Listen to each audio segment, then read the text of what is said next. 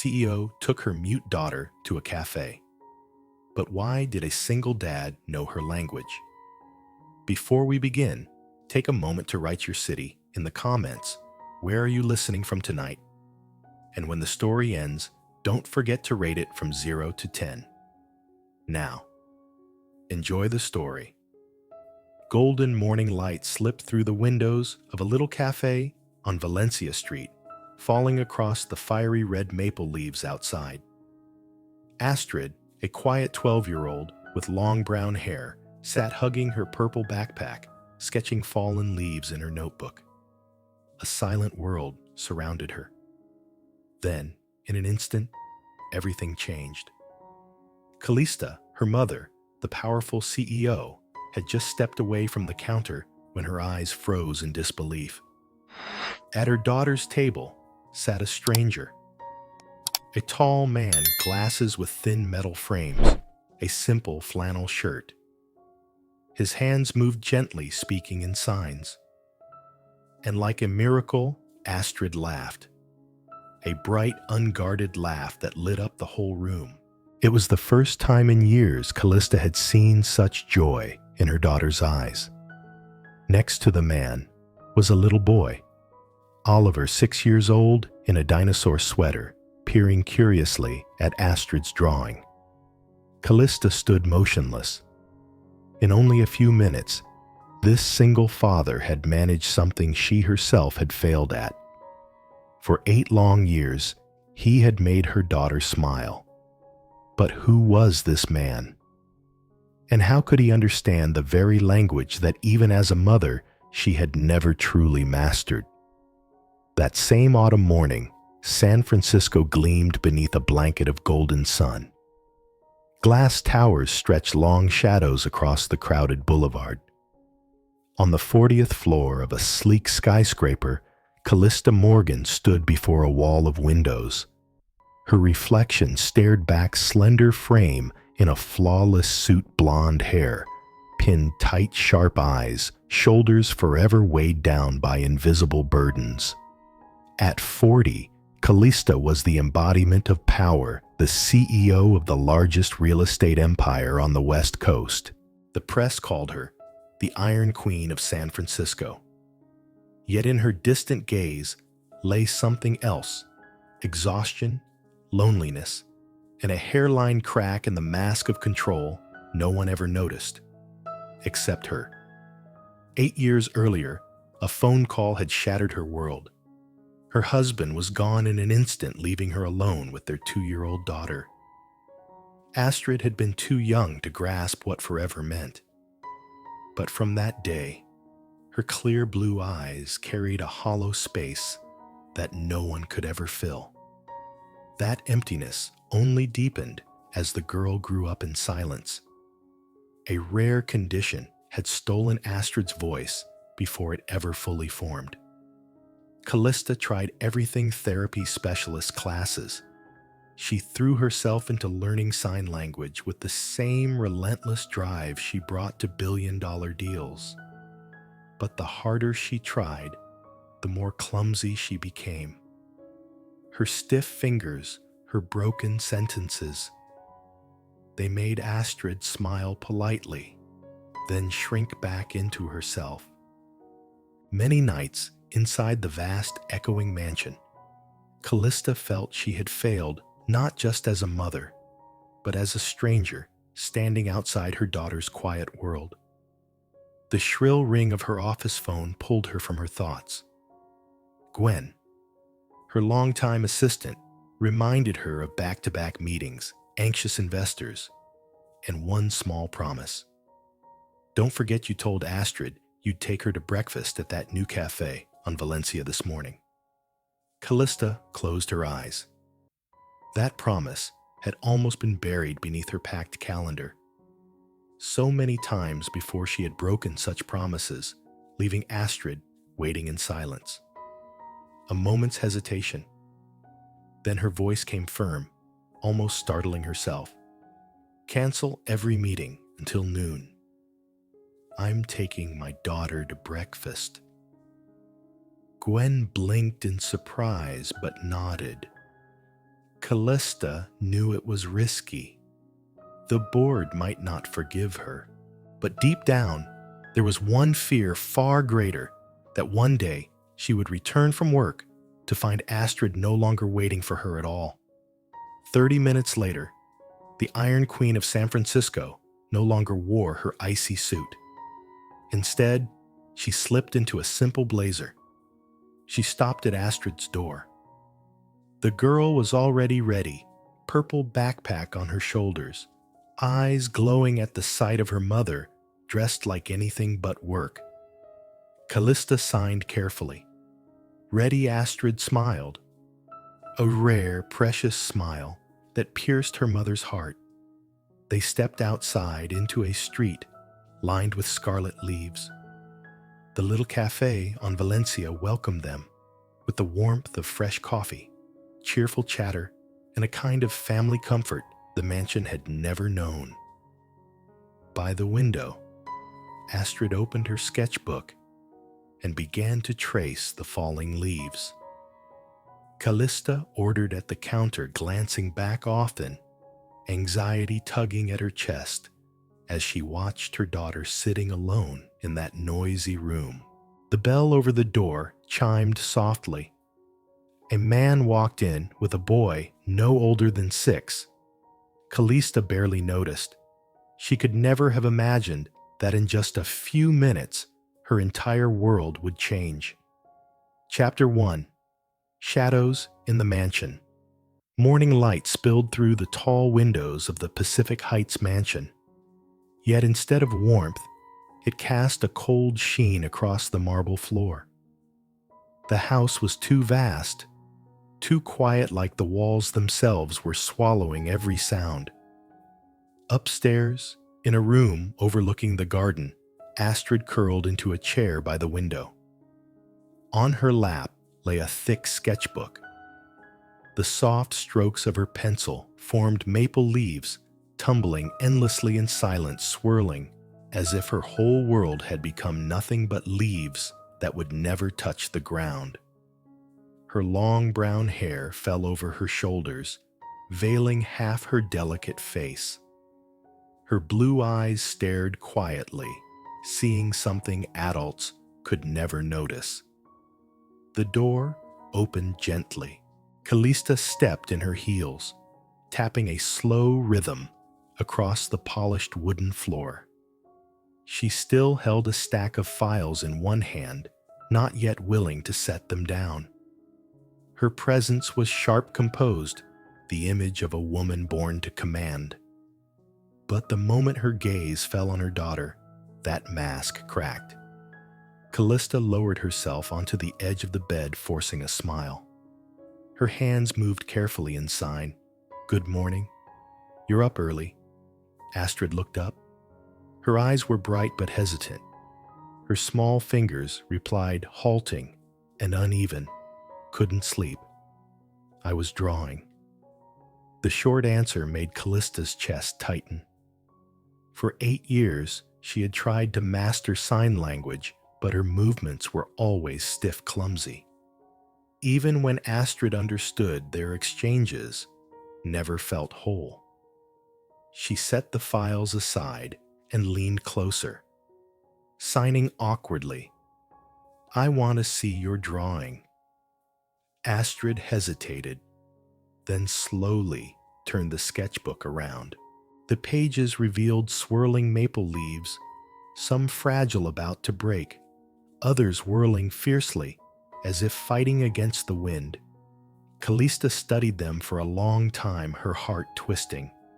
Those leaves were Astrid, silent shades of thought, voices hidden too deep for her to reach. She signed again, fumbling but earnest. "They're beautiful. You're very talented."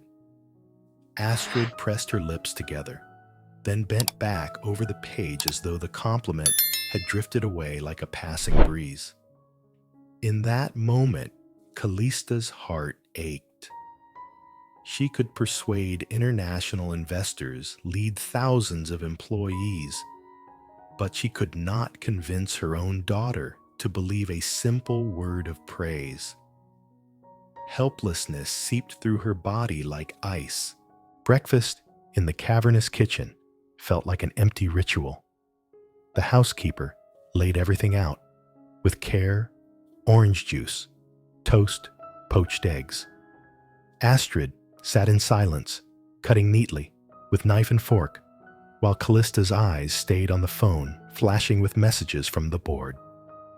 Golden light streamed through the windows, but it couldn't lift the tension. Only the steady ticking of the clock filled the air, each beat a reminder of the growing distance between mother and daughter. Suddenly, Astrid set her knife down. Her hands moved cautiously. "Mom, are we going today?" Callista flinched. The cafe promise. A strange pang shot through her. She signed back her motion, stiff but determined. "Yes, I remember. I'll take you today." For a moment, Astrid's eyes lit up like autumn sunlight, piercing through heavy clouds. A fragile spark of hope, but real. Callista gripped her coffee cup tightly. This time she could not break her promise. After breakfast, Astrid went upstairs for her purple backpack. Callista lingered at the threshold watching. The grand mansion loomed behind her, its spiral staircase glittering beneath the crystal chandelier. Yet the emptiness weighed heavier than ever. In her heels, Callista suddenly felt like a stranger inside her own home. The house had been built for a family, but now it held only two souls, one who spoke words no one understood, and one who heard but could not answer. She closed her eyes, memory surging back to that night 8 years ago. The blinding hospital lights, the doctor's cold voice. We did everything we could. And Astrid's tiny hand in hers, silent, tearless, only wide-eyed. From that moment on, silence became the language they shared. Sitting there, Callista's fingers trembled as they signed into the empty air, not to anyone at all. "I'm sorry. I wasn't enough." No one saw. Only the morning light bore witness, casting her shadow long across the gleaming floor. The luxury car rolled down the gentle slope toward Valencia Street. Outside, golden leaves rustled, and children's laughter drifted from a nearby schoolyard. Astrid sat in the back seat, clutching her sketchbook eyes fixed on the window. Callista studied her through the rear-view mirror, small, silent, yet faintly expectant. Part of her wanted to turn the car around, retreat to the office, bury herself in numbers and meetings, the world she could control. But then she remembered the flicker in Astrid's eyes when she had promised, "Today, I'll take you." That look pulled hard at her heart. "No, today I stay." For her, Callista whispered to herself.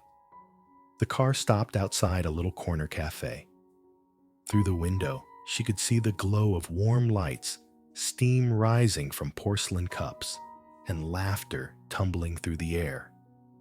Callista stepped out and opened the door for Astrid. The girl clutched her purple backpack tighter, gazing at the cafe with a mix of curiosity and hesitation. The moment they crossed the threshold, Callista felt the contrast. The space was alive, filled with chatter, with families leaning close over breakfast, with the sweetness of waffles lingering in the air. It was everything their cold mansion was not. Astrid chose a seat by the window. Callista moved toward the counter, watching her daughter from a distance. For a fleeting second, Astrid looked so small, so out of place in a world brimming with sound. And once again, that helpless ache tugged at her mother's heart. But Callista did not yet know, within minutes, their quiet world would be shaken. By a stranger, a little boy at his side, and by hands that could finally open the locked door of silence she had failed to reach for 8 long years. Chapter 2: The Fateful cafe encounter. On weekend mornings, the little cafe on Valencia Street was always full. The clink of cups, the gentle stir of spoons, and the aroma of freshly roasted coffee mingled with the sweet scent of warm waffles and cinnamon.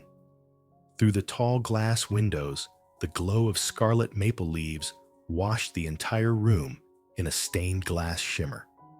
Astrid sat at a corner table by the window, her sketchbook open wide.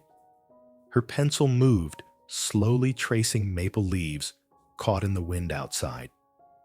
Her small shoulders curled inward, as if she wished to disappear from the noisy world around her. From the counter, Callista stole a glance at her daughter, an ache blooming in her chest. Astrid looked so fragile, so out of place in all this sound. The doorbell chimed softly. A boy of about 6 skipped into the cafe hair-tousled sweater, bright blue with a triceratops across the front. In his arms, he clutched a worn-out stuffed animal. His eyes darted around until they landed on Astrid's sketchbook. Before anyone could stop him, he dashed to her table, eyes wide with curiosity. Astrid startled, clutching her book to her chest, leaning back instinctively. From the counter, Callista spun around, protective instinct rising. She was about to step in when a tall, lean man caught up with the boy. He wore a red flannel shirt and thin metal-rimmed glasses that softened the warmth in his brown eyes. Resting a hand gently on his son's shoulder, he began to move his hands. Not awkward, not broken, but fluid, natural, alive. He was signing. "My son would love to see your drawing. Would that be okay?" Astrid froze. Her eyes widened in disbelief. Then, like a spark igniting her hands, flew into motion, confident, swift, graceful, in a way Callista had never witnessed. Every leaf is different, like fingerprints. No two are ever the same. Her face lit up radiant, alive, like a fresh wind rushing into the silence she had carried for years. The boy laughed, delighted. He dug a box of colored pencils from his pocket and held them out. His signs were clumsy but eager. "Can I help color them?" Astrid nodded quickly, sliding the sketchbook toward him. Their small heads bent close together as his hands shaded her leaves in warm orange and red. From across the cafe, Callista stood, frozen cappuccino, trembling in her grasp. Before her eyes, Astrid was transformed. Her shoulders no longer hunched. Her face glowed. Her hands moved in a fluent rhythm of expression, as though an invisible music had been playing all along. The man lowered himself into the chair beside them, smiling gently. He spoke as he signed Elias Bennett. "And this is my son Oliver. I hope we're not intruding." His voice was low, carrying a trace of the South. Callista hesitated, setting the tray down, her heart still racing. You know sign language." Elias smiled softly. "My mother taught at the California School for the Deaf for 30 years. I grew up with it. For me, this language feels more natural than words." His fingers moved in quiet rhythm as he spoke, like a second breath. Callista turned, watching her daughter laugh, her hands alive, in conversation with this stranger. The sight filled her with both joy and pain. 8 years. And never once had she seen Astrid shine like this. Astrid glanced up, eyes glowing, her hands flying fast. "Mom, I told him about the leaves. He understood everything." Callista bit her lip, tears threatening. She forced a smile, signing back slowly. "I saw. You did so well." The children leaned close over the sketchbook, weaving stories with pictures and signs. Oliver drew a squirrel, and Astrid's hands immediately mimed it, leaping from branch to branch. Their laughter rang out bright enough to make strangers at nearby tables smile. Elias leaned toward Callista's voice, gentle, "Your daughter signs beautifully. Her vocabulary, her expressions, they're remarkable." Callista swallowed hard. The praise struck like a blade across her hidden wound. Her eyes dropped to her coffee, her sigh almost inaudible. I'm still learning, but it's harder than I thought. I'm always afraid I'll never be enough for her. Elias paused, his gaze steady warm. Every parent feels that way. I do too. Oliver's mom passed when he was 3. Half the time, I don't know if I'm doing it right. But I've learned one thing, being present, trying. It matters more than perfection. Autumn light spilled through the window, catching the rim of his glasses, deepening the honesty in his smile. Astrid suddenly looked up, her eyes sparkling. "Mom," he said, "there's a class for families. Can we go?" Callista blinked, startled. Her gaze flicked to Elias. He nodded gently. "Every Saturday, we hold community classes. Kids learn together. Parents practice alongside. It's fun. If Astrid joined, she'd have friends. And you'd find it much easier to learn." Callista froze. Her phone vibrated sharply in her bag. 3 missed calls. 1 text from her assistant. "The board is angry. We need you right now." 2 worlds pulled at her. The empire worth billions and the bright pleading hope in her daughter's eyes. Her fingers tightened around her coffee cup. She couldn't answer. Not yet. Breakfast ended, but the echoes lingered. Astrid's laughter, Oliver's giggles, Elias's patient hands moving in gentle rhythm. As they rose to leave, Callista found herself so unsettled she forgot to thank him. Elias only smiled, sliding a business card across the table. Information for the class. No pressure. But Astrid will always be welcome. Callista took it, the thin card heavy in her hand, as if it were a key to the world she had been shut out of for too long. That morning ended with Astrid skipping out of the cafe, sketchbook clutched tight, her smile unbroken. Callista followed quietly, her heart torn, half trembling with happiness, half aching with questions. Who was this man, and how in only a few minutes had he understood her daughter better than she had in 8 long years? The question lingered haunting, like a song without an ending. Chapter 3: An Unexpected Invitation. By late morning, the cafe had grown quieter. Autumn sunlight poured through the windows, laying a pale golden sheen across the table. 3 cups of coffee still steamed gently, ribbons of vapor curling upward before fading into the air. Astrid sat shoulder to shoulder with Oliver, still coloring maple leaves in her sketchbook. Each time the crayon slipped outside the lines, she tilted her head and laughed, her hands dancing quick signs to him. Oliver tried to copy, clumsy and offbeat, and the 2 of them burst into giggles. Across the table, Callista sat silent. Her fingers traced the rim of her coffee cup, her eyes fixed on every small movement Astrid made. But her mind was torn, pulled between 2 worlds. Elias leaned back slightly in his chair. His face was calm, but his eyes were sharp, perceptive. He knew that look too well, the look of a parent aching to connect, but trapped in their own clumsy attempts. Quietly, he slipped a card from his leather wallet and set it on the table. A simple white card printed with only a few words: Community Sign Language Class, every Saturday. Instructor, Mrs. Clara Bennett. At the bottom, a phone number, and the address of an old school on the outskirts of town. He slid the card toward Callista, his voice steady, warm.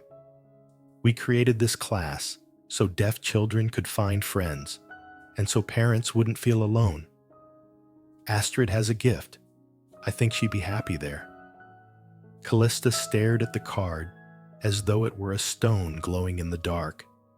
Her heart pounded, her hand trembling. The invitation was simple, yet it felt like a challenge. In her mind, Gwen's familiar voice whispered, "The board won't be pleased. You can't afford to miss another meeting." She pictured the flood of emails, the faces of employees who looked to her as their guiding light. But then she looked up and met her daughter's eyes. Astrid had set her crayon aside, her gaze burning bright. One small hand reached out to touch the card, almost reverently. She didn't sign a word, but the plea in her eyes was louder than any language. The café seemed to hush. The faint clink of silverware from another table sounded distant far away. Callista swallowed, setting her cup down, shaking her head slightly. I'm not sure. My schedule." Astrid bolted upright, her small hands flying in urgent, trembling signs. "Mom, I want to go. I want friends." Her fingers quivered with desperation, as though afraid the chance would vanish before her eyes. Tears welled at the corners of her eyes. Callista froze.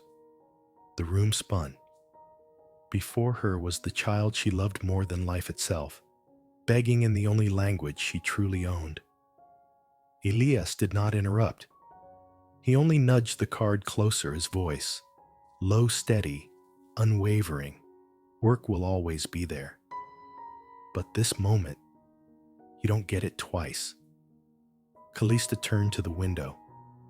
Outside, leaves tumbled in circles, caught in the restless wind, reminders of time that never waits. For a fleeting second, she saw herself in them, spinning endlessly in the storm of business, never touching solid ground. She closed her eyes, drawing a deep breath.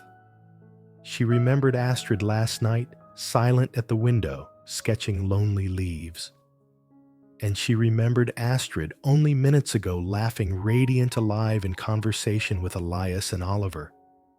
The contrast cut through her like a blade. When she opened her eyes again, Astrid was still watching, her gaze shimmering, as though the weight of her whole world balanced on her mother's answer. Callista reached out. Slowly, deliberately, she lifted the card. She looked at it for a long moment, then signed toward her daughter. "We'll try." Astrid froze. Then in a heartbeat, her face lit up like 1,000 suns breaking through the clouds. She flung herself into her mother's arms, her small shoulders trembling with joy. Callista nearly staggered under the force of it, that fierce, unguarded embrace she had longed for all these years. Elias lowered his gaze with a quiet smile. He knew a small door had just opened in this woman's heart. The meeting did not stretch on. Soon, Elias rose, resting a hand on Oliver's shoulder. The boy waved happily, signing in his clumsy way. "See you again." Astrid waved back, her eyes sparkling. At the door, Elias glanced over his shoulder. "Saturday, 10 a.m. If you come, I'll be there." The door closed softly behind him, leaving the air thick with the scent of coffee and wood. Callista sat still, the card pressed tight in her hand. Her heart felt both heavy and light. Heavy with the knowledge that the road ahead would not be easy. Light with the sense that for the first time, there was a real path forward. Astrid clutched her sketchbook against her chest, her eyes still shining. No words were needed. One look was enough for Callista to understand. Her daughter had just been given the greatest gift of all hope. And in that quiet moment, Callista smiled faintly, tears in her eyes. For the first time in years, she allowed herself to believe. Maybe maybe she wouldn't have to walk this road of motherhood alone anymore. Chapter 4. The Child Who Shines.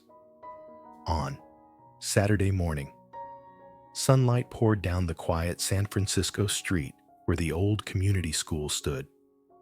The building was red brick, its white-trimmed windows framed by ivy climbing the walls. The moment they stepped inside, Callista felt a rush of surprise.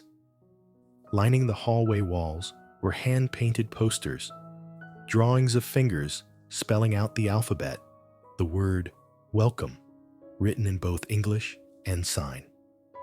The air was simple, warm, nothing like the cold, towering boardroom she was used to. Astrid walked beside her, clutching her sketchbook tight. One hand gripped the strap of her backpack, while her eyes glowed, half anxious, half eager. Callista noticed how her daughter's steps seemed quicker than usual, as though she could hardly wait to run ahead. The classroom door opened to reveal a burst of color. On the walls were bright murals, the hand signs for A through Z smiley faces, rainbows, even sunflowers. Small desks were arranged in a circle. A dozen children filled the room, some deaf signing animatedly, others copying clumsily, but with laughter and delight. At the center stood a slender woman with silver hair, teaching with her hands, her smile radiant. Beside her was Elias translating now and then for the parents. When he spotted Astrid and Callista, he offered a quiet nod of welcome. Astrid tugged nervously at her mother's sleeve. Callista bent down, took her hand, and signed softly. "It's okay. I'll be right here." Astrid drew in a breath, then gently released her mother's hand and stepped forward. At first, she lingered on the edge, watching the others. Her fingers twitched, wanting to move, but hesitated. Then Oliver spotted her.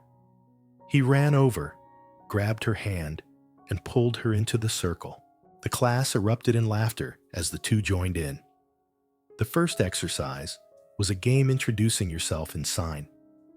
One by one, the children went up signing their name and something they liked. A curly-haired boy signed, "I like basketball." A girl with braids signed, "I have a cat." Then it was Astrid's turn. The room grew quiet. Every eye turned to her. Callista's heart hammered, her hands clenched tight. Astrid inhaled deeply. Then her hands began to move. "My name is Astrid. I like to draw. And I'd like to teach you a game." The room went still with surprise. Astrid lifted her chin, a smile trembling but resolute. She signed again, slowly demonstrating a word-guessing game through quick hand signs. The children tried it immediately, fumbling and laughing as they missed. The room burst into joy. Callista froze. Her daughter, her quiet, withdrawn. Astrid was standing in front of the group, leading, confident, embraced. Tears blurred Callista's vision, but in her heart rose a pride she had never known. Elias stepped back beside her, his voice low and steady. "See, she only needed a place to be heard. Here she isn't different. Here she's the center." Callista couldn't speak. She covered her mouth, afraid her sob would break free. For years, she had longed to see this, to see Astrid unafraid, not alone, and now it was unfolding before her eyes. Astrid laughed with the others, her hands alive, her eyes blazing with light. For the first time, Callista no longer saw a gap between her daughter and the world. Instead, she saw a circle, a community, a second home. When the game ended, children crowded around Astrid, begging her to draw. She grinned, pulled out a pencil, and sketched a maple leaf, then passed it around for her new friends to color. the room filled with the buzz of a small festival. Callista leaned toward Elias, whispering, "Thank you. Without you, I'd never have dared to walk through that door." Elias met her gaze, calm and kind. "No, you walked through because of her. I only showed the map." Golden sunlight streamed in through the windows, falling across Astrid's glowing smile. In that moment, Callista knew the road had only just begun, but at last it was the right one. The class ended with applause. Astrid ran to her mother, cheeks flushed, hands flying. "Mom, I made friends. Can we come back?" Callista dropped to her knees, gathering her daughter into her arms. Her voice trembled. "Yes, we'll come. Every week." Tears slipped down, but this time they were tears of hope. On the drive home, Astrid sat in the back seat, sketching the faces of her new friends, smiling endlessly. Through the rearview mirror, Callista caught the sparkle in her daughter's eyes. Her own heart felt suddenly light, as though the weight she had carried for years was lifting. And in that quiet moment, she whispered, "You shine so brightly, Astrid, and I'll never let that light go out again." Chapter 5. The Battle in the Boardroom. On the top floor of the Morgan headquarters, the boardroom gleamed with cold white light. A polished wooden table stretched long and silent, reflecting like still water. 12 leather chairs surrounded it, each occupied by one of the city's most powerful figures. Across the giant screen, numbers flickered: quarterly profits, red and green charts, tense market forecasts. Callista entered, wrapped in a fitted black blazer, her blonde hair tied in a perfect knot. Her eyes were sharp, commanding, yet in her heart still lingered the memory of Astrid shining yesterday in that classroom full of signs and laughter. It was that image that steadied her step. At the head of the table stood Marcus, the CFO, and the man who had long coveted her chair. His voice rang loud-edged with bitterness. "Ladies and gentlemen, our investors are losing faith. Projects are delayed. Competitors are stealing our market share. And why? Because our CEO is absent, neglecting her duty. Even this morning, when we needed her most, she chose personal matters instead." A few board members frowned, their pens tapping on the table. The air grew thick with disapproval. Callista sat in the chair reserved for her, calm, composed, opening her folder, but never taking her eyes off Marcus. The glow of the screen painted his face, hungry, triumphant. He pressed harder. This company needs a CEO fully devoted to the business, not someone distracted by family. Morgan Group cannot afford leadership swayed by emotion. Silence fell. All eyes turned toward Callista, waiting for her to break. She drew a deep breath and rose. The chair slid back with a soft scrape. She walked slowly to the head of the table, the sunlight from the glass wall falling directly on her. No one spoke. And then her hands began to move, clear, steady, each sign deliberate. The room froze in astonishment. At the same moment, her voice rose low, resonant, unshaken. "Yes, I have a family. I have a deaf daughter. And yes, I have spent time with her. But that does not make me weaker. It makes me stronger." Whispers stirred around the table. A few directors stared wide-eyed as her words came, paired with the language of her hands, two voices speaking as one. She stepped forward, her tone gathering power. "What do you see when I sign silence? But in that silence there is a voice. This language has taught me to listen with my eyes, to understand with my heart." And that is exactly what this company needs.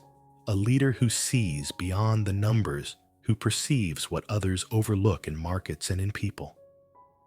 Her hands flowed with grace, her face alive with meaning. She was no longer the cold, distant CEO.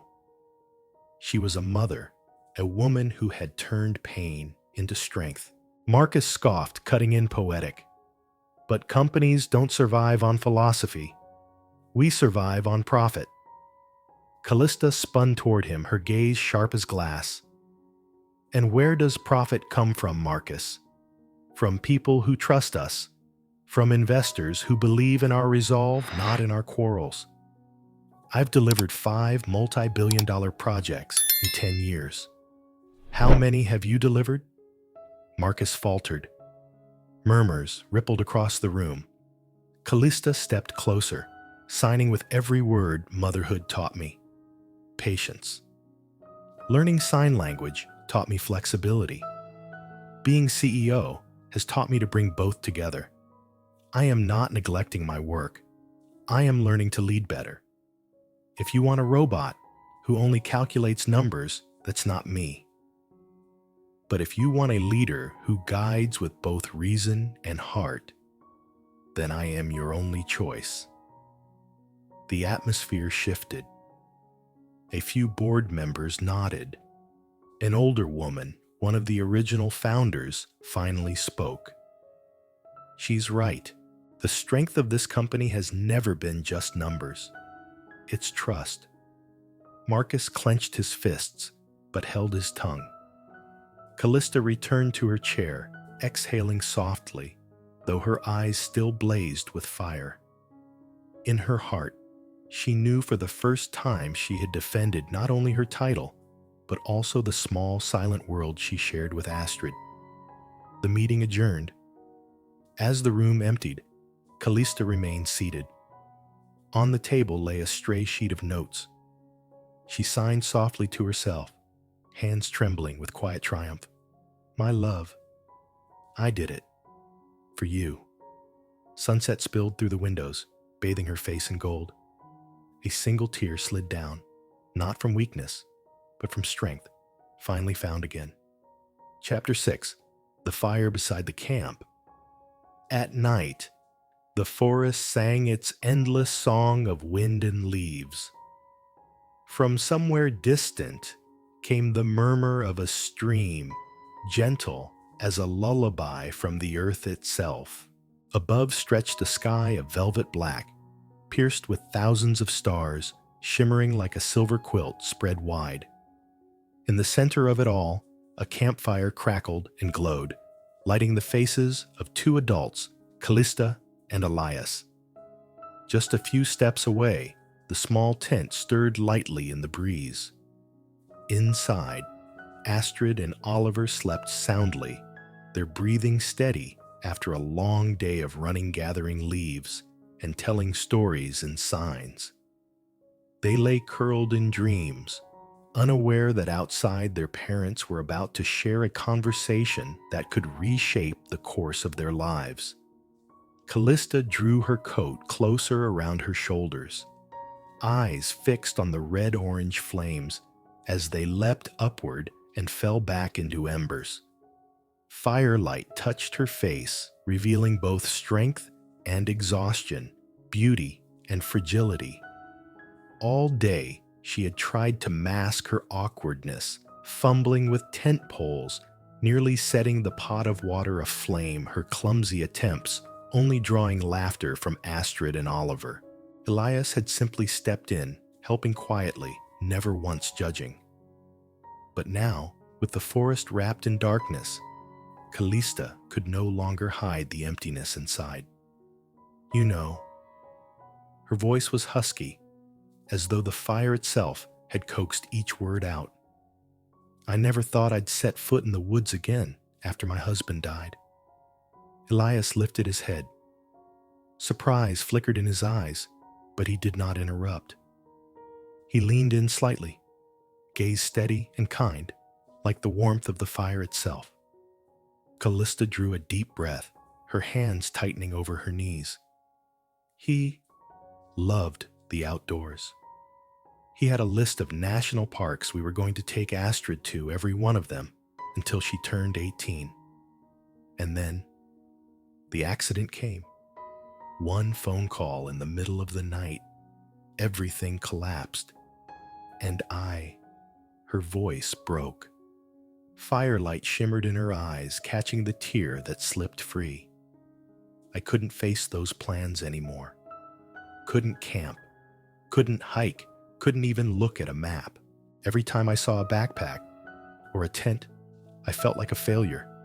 A failure to him. Worse, a failure to Astrid. Elias remained silent, giving her grief space to breathe. Then slowly, he reached out and laid his hand over hers, steady, warm, unshaken. His words came measured, solid, like a heartbeat cutting through the storm. When Beth died, I felt the same. Callista looked up. Her eyes met his deep, gentle, carrying the same sorrow she knew too well. For 6 months, Elias continued, his voice low, smoky, as the fire I didn't dare take Oliver outside. I was afraid of everything. Afraid of accidents of loss. Afraid of him laughing without his mother there to see.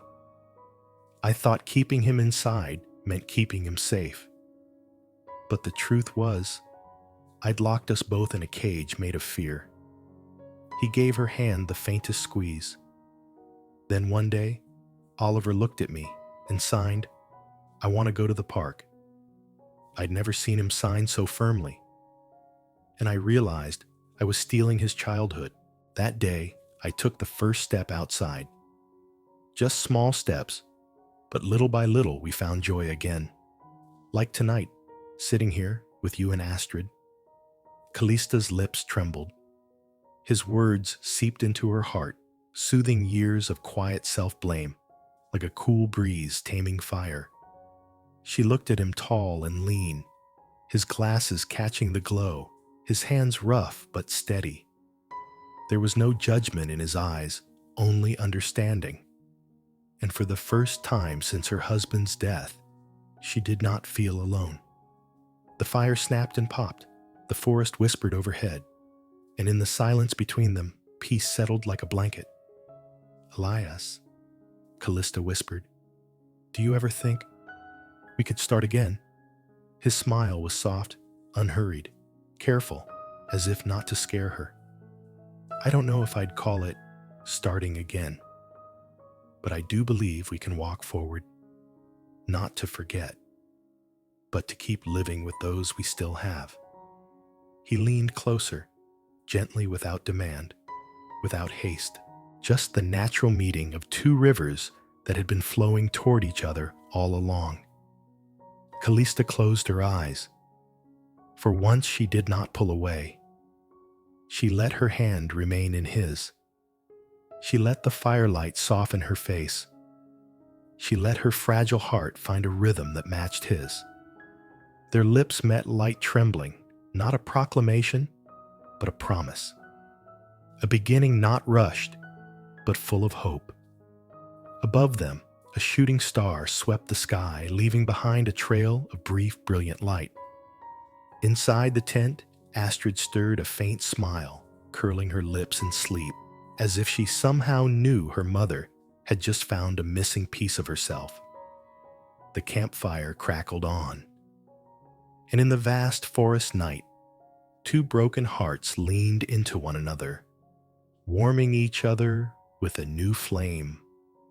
The flame of trust, of understanding, of love reborn. Chapter 7. A New Home. The kitchen of the Pacific Heights mansion had never known laughter. For years, it had lived on routine sounds, only the dull rhythm of knives against cutting boards, the faint clatter of pots and pans, and sometimes the soft hum of background music Callista played to push back the silence. But tonight, it was different. Golden light spilled over the dining table. And on the table, there were no extravagant dishes from private chefs, only simple homemade food. baked pasta, fresh salad, warm bread, and a pot of chicken soup still steaming from the stove. Astrid and Oliver sat across from each other, laughing so hard their hands moved as fast as their smiles. They signed their camping adventure from the weekend, turning the dinner table into a stage. Astrid's hands became a bird, flying in circles, while Oliver waved his spoon like a magic wand, transforming the bird into a dragon. Their laughter filled the air, faces glowing like twin stars. By the counter, Callista tied a white apron hastily around her waist. She paused, mid-slice eyes drawn to her daughter. Astrid, her Astrid, who once sat in silence, with only a sketchbook for company, was now signing so quickly that Callista could hardly keep up. Her eyes sparkled as she told stories with her friend. The sight made Callista's heart tremble. Elias set down a plate of warm bread, then glanced at Callista with a quiet smile. "Do you see she's blooming?" Callista swallowed the lump rising in her throat. "I've waited 8 years for this moment," she whispered, "and I never knew how to reach it. Turns out, she only needed a community." Elias said nothing. He simply touched her shoulder gently before turning to the children. "All right, little artists, wash your hands before dinner." Astrid leapt up, dragging Oliver by the wrist. They raced to the sink, giggling and bickering over who would wash first. The sound of running water mixed with their playful chatter. At dinner, Callista sat quietly, taking it all in. For the first time, the 6 empty chairs no longer stared back in silence. The table felt alive, full. Oliver signed so good after tasting the soup, making Astrid laugh until she nudged her bowl toward Elias as her own little compliment. Callista joined in her signing, still clumsy but determined. Slowly she spelled out the word family. Astrid caught her mistake, gently corrected her mother's hands, and the two burst out laughing together. Elias watched them, smiling softly, his warmth steady as a hidden fire in a winter night. "Do you remember?" Callista began, her eyes drawn to the small candle flickering on the table. "The first time we met, I felt so helpless then. Just a few signs from you." And Astrid laughed. "I was grateful and jealous at the same time." Elias looked up, his gaze tender. "Don't blame yourself. She doesn't need a perfect mother. She just needs one who doesn't give up. And you, Callista, you never gave up." She shivered slightly. It had been so long since anyone had spoken her name like that, not with reverence from a boardroom, but with warmth inside a lit kitchen. After dinner, Astrid pulled Oliver to the living room. They spread paper and crayons across the floor and began drawing a large picture. Oliver sketched a house with a red roof. Astrid added 4 people inside, then signed to her mother family. Callista knelt beside them, her eyes stinging as she studied the drawing. A blonde woman, a man with glasses, a little girl with brown hair, and a boy in a dinosaur sweater. Her heart trembled. Elias came closer, looking down at the picture before sitting beside her. Maybe he said softly, "This is the new home they want." Callista didn't answer. Her eyes shimmered with tears as she placed her hand in his, this time without hesitation. Night fell, but the house was no longer heavy with silence. It echoed with the laughter of children, the scratch of crayons on paper, the faint hum of music from an old speaker. Even the wind outside the window seemed gentler, as if it wanted to linger in this warmth. Callista leaned her head against Elias's shoulder and whispered, "Maybe I was wrong. A home doesn't need to be big or beautiful. It only needs laughter and the people we love. Elias smiled, tightening his grip on her hand. And now, we have both. In that moment, Callista knew the cold walls of her mansion had begun to melt. A new home was being built, not of brick or glass, but of connection, of shared lives, of a simple love she once thought was lost forever. Chapter 8. The Proposal. The Sign Language Center glowed brighter than usual that spring morning.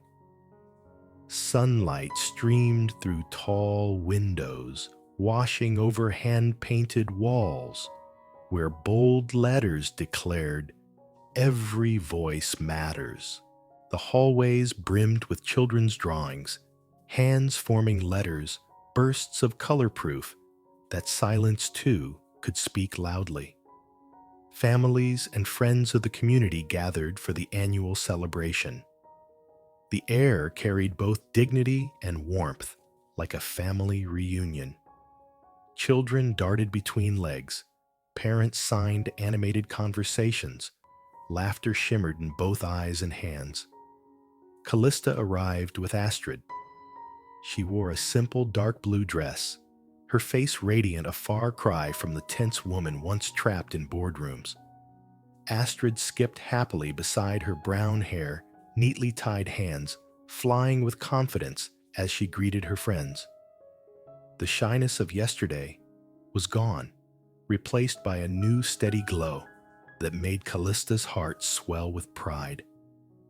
At the front, Elias adjusted the microphone and projector, yet his eyes never strayed from Callista. And when theirs finally met across the crowded room, it felt as if everything else fell away. The celebration began. A group of teens signed a poem about the voice of the hands, and the audience fell into reverent silence. Later, Astrid and Oliver led a lively sign language game, their movements quick and confident, bursting with energy. Callista sat in the front row, her chest rising with each proud beat as she watched her daughter shine.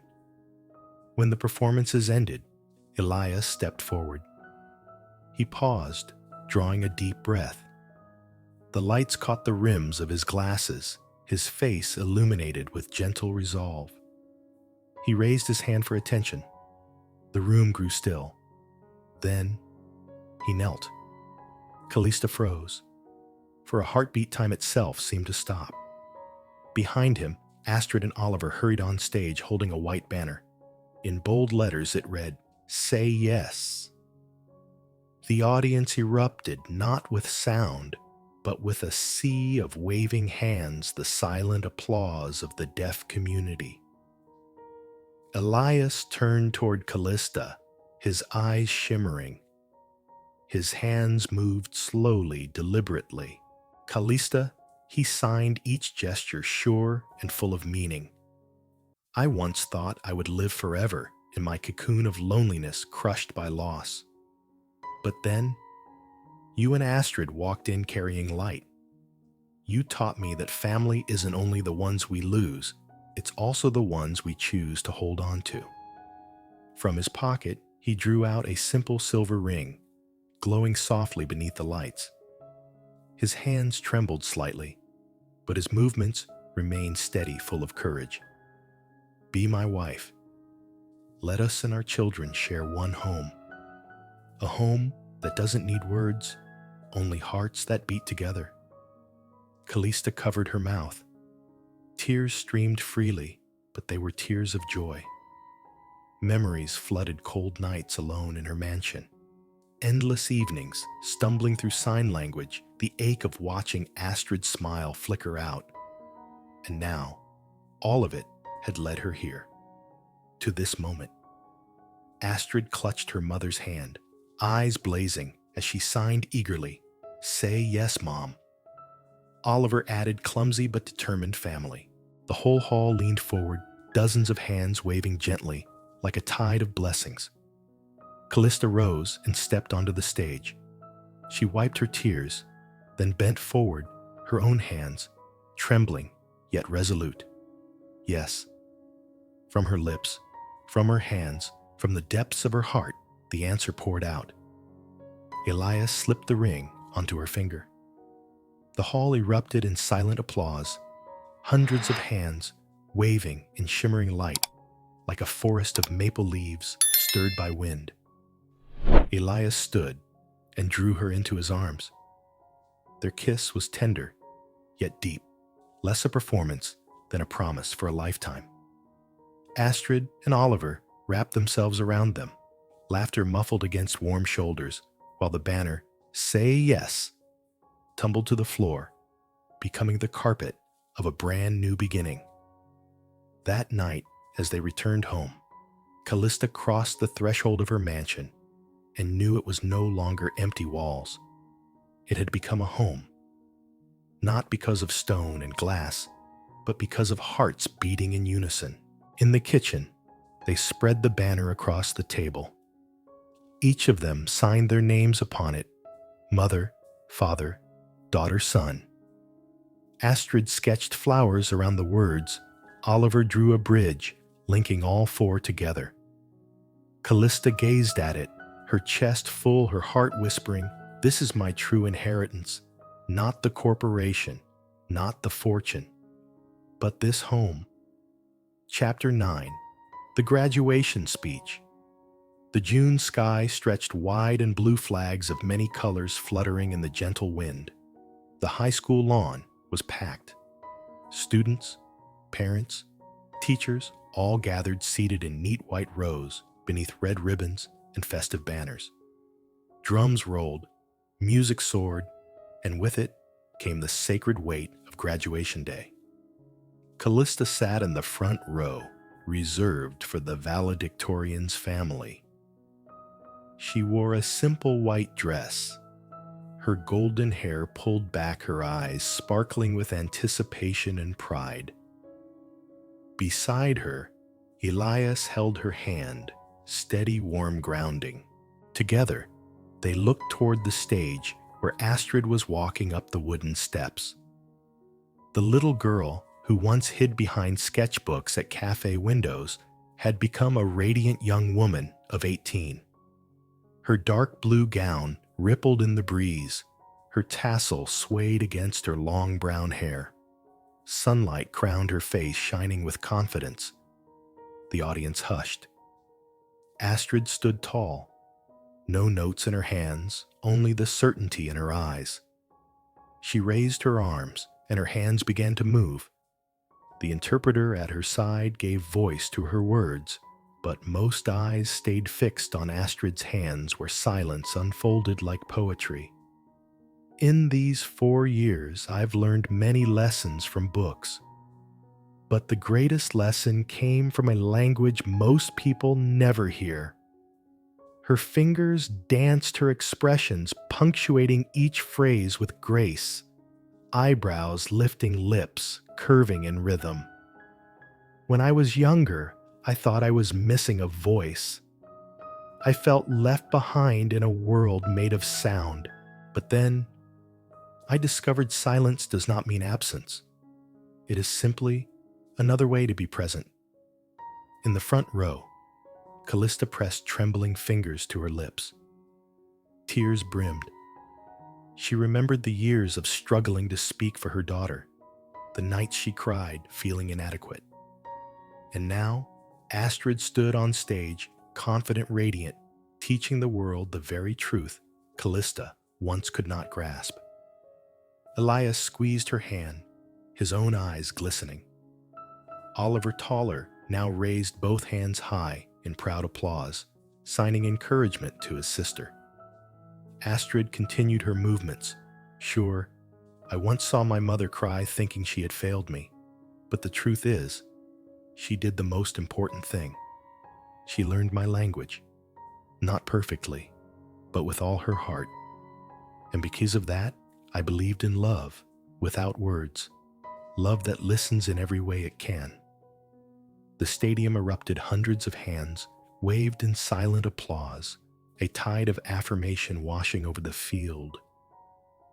Astrid lifted her chin higher, Her last words cut through the sky like sunlight. My family taught me that language isn't only sound. It's in our eyes, our smiles, the way one hand reaches for another. And today, as I graduate, I want to say this. The world grows more beautiful when we learn each other's language, no matter how different it may be. The interpreter stopped. The crowd roared in cheers. Yet Astrid wasn't finished. She turned toward the front row, where Callista and Elias sat and signed slowly, clearly. Thank you, Mom. Thank you, Dad. Thank you for choosing me. Thank you for giving me a home. I love my family. Callista broke. She sobbed openly, leaning into Elias's arms. He held her tight, tears streaking down his cheeks. Oliver signed across the distance, "We love you," his eyes blazing with pride. Astrid bowed, and then the entire field rose. Hundreds of hands waved together, shimmering like leaves in the wind, an ocean of blessing, a chorus of silent thunder. Callista's heart whispered, "This isn't only Astrid's graduation. It's mine too. I've graduated from being a mother who felt powerless to a mother who listens, who loves in her daughter's language." When the ceremony ended, Astrid ran down into her mother's arms. Callista embraced her tightly, tears still wet. Elias and Oliver joined the four of them, forming one circle unbreakable. The band struck up flags, whipped high in the breeze, and in that shining moment, Callista knew this day wasn't just a milestone in Astrid's life. It was proof of love's strength, the love that had crossed silence, crossed pain, and become the shared language of an entire family. Chapter 10. The Legacy of Love's Language. The community center was alive that weekend morning, with laughter and the flutter of hands moving through the air. Sunlight streamed through tall windows, spilling across mural-covered walls, painted hands in every color, simple signs rich with meaning, and a great bridge stretching across hearts. In one corner, Astrid sat cross-legged on a round rug, surrounded by a circle of children just beginning to learn ASL. At 18, she had become a little teacher in her own right. Her hands moved with grace, her face glowing, her eyes full of patience. When a 5-year-old boy fumbled through a directional sign, Astrid knelt beside him, guiding his small fingers gently. The moment he got it right, the circle erupted in a silent ovation, hands waving joyfully in the air. Across the room, Oliver stood, with a paintbrush in hand, working on a vast mural. His passion had become painting what cannot be heard. Each stroke turned signs into images, enormous hands, holding a heart, waves of color, rippling out from a child's eyes. The younger kids clustered around, guessing which sign each picture represented, learning and laughing as they played. In the parents' corner, Callista and Elias stood side by side, guiding a group of newcomers. Callista signed slowly. Perfection doesn't matter. What matters is your heart. Elias spoke the words aloud, weaving in examples showing that ASL wasn't just a language, it was a way of being present with your child. A young mother clutched her daughter and burst into tears. "I've been so afraid. I'll never be enough for her." Callista walked forward, took her trembling hand, and signed gently, "I once felt the same. But if I could learn, so can you." Grateful eyes turned toward her, and Callista realized what once had been her prison of fear had now become her source of strength to lift others. By noon, the center felt like a festival. Children darted everywhere, laughing in their silent language. Parents signed clumsily, but kept trying, cheered on by their kids. On the small stage, a group of teens performed a sign language chorus, their hands rising and falling together, weaving a story without words that touched every heart in the room. Callista stood with Elias, their hands entwined. Their eyes met, warm, grateful. This was more than a place they had found. It was a legacy they were helping to build. Astrid came bounding over hair-tousled cheeks, glowing. She signed quickly, her face shining. "Mom, I want to be a sign language teacher. I want to help kids like me never feel alone again." Callista pulled her close, tears spilling down in joy. "You already are a teacher, Astrid. Look around, see how many are learning because of you." Oliver rushed over one hand, still streaked with paint. "And I'll paint the whole world until it understands this language." The four of them laughed together, arms wrapping around each other.